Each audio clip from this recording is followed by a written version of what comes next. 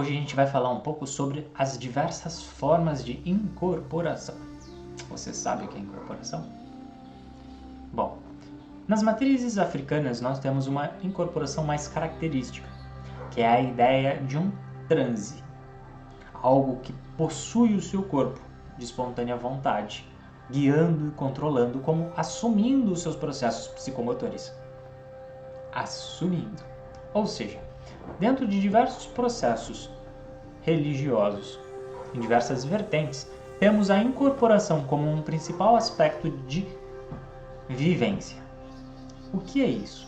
Seria um espírito, uma consciência, acoplando o seu campo áurico, irradiando nos seus chakras, assumindo parte ou total desse seu processo psicomotor, sua condição de controlar o seu corpo e seus pensamentos. Ou seja, você não sai do seu corpo, ela apenas te induz num estado alterado de consciência, assumindo como se você dormisse ou estivesse num estado relaxado, estado alterado de consciência.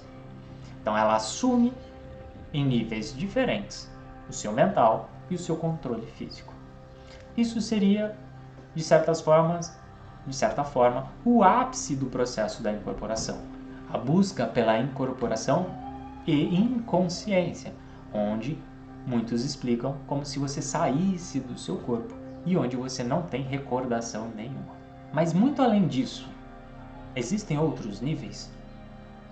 Bom, quando um adepto adentra o seu desenvolvimento mediúnico, ao decorrer das suas iniciações, dos seus processos magísticos, principalmente isso acontece dentro da Umbanda, assim como em outras vertentes espiritualistas, ele vai sendo preparado a aceitar e interagir com essas potestades, essas consciências, assim como a permitir que o seu consciente e seu inconsciente atuem em maior e menor grau. Então a gente pode separar em 3 situações mais características desse processo da incorporação. A primeira é a incorporação consciente, que é a maior parte dos médiuns se encontra. Eu sinto uma irradiação, uma vontade que me induz, ela me leva, ela me movimenta, mas se eu for contrário a ela, nada acontece. Eu sinto como se eu pensasse, como se eu quisesse dizer, mas não sou eu. E é a razão da maior parte da disputa do médium, o que sou eu e o que não sou. Então, esse primeiro estágio da incorporação à consciência é uma luta interna que demora o seu tempo e a sua experiência para ser trabalhada. Nós temos um segundo estágio, que é a incorporação semiconsciente, podendo ocorrer de 2 formas. Ou eu não ter uma vivência, uma percepção no exato momento onde esse processo acontece, ou eu simplesmente não me recordar, que é o processo mais comum. Ou seja, eu estou presente, eu sou irradiado, eu sou induzido, mas como eu estou num processo de indução alterada de consciência, eu permito que isso aconteça. Eu estou lá, mas é como se eu estivesse sonâmbulo, sendo guiado. E exatamente por essa ideia do sonambulismo, da alteração de consciência, muitas vezes eu não me recordo o que ocorreu, em maior e menor grau, a decorrer da prática e das propostas. E assim temos um terceiro grau, que é o da inconsciência, onde muitas pessoas explicam de formas fantasiosas, mas ele ocorre principalmente com a condição de não me recordar de nada. Mas será que isso é verdade? Bom, se a gente for pensar que esse processo de alteração de consciência ainda assim passa pela nossa consciência, chegar a esse estágio exige do médium, do adepto, um trabalho interno muito grande.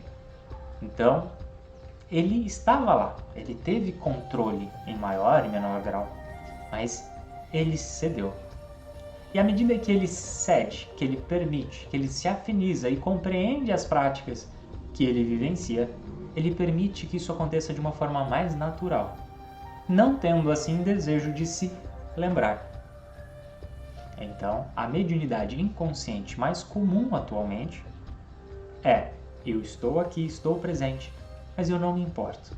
Eu cedo esse processo em interação com o meu guia, minha entidade, o espírito que vem trabalhar, para permitir que ele se manifeste de uma forma mais ampla e completa, sem as minhas interferências. Mas uma coisa cabe aqui. Todo médium encarnado é responsável pelaquilo que as entidades dizem e fazem, seja ele inconsciente, consciente ou um fanfarrão. Médiuns que mistificam. Então cabe aqui um alerta. Cuidado, ninguém é inconsciente. E mesmo que seja, ele ainda assim é responsável pelo que diz, pelo que faz, pelo que fala.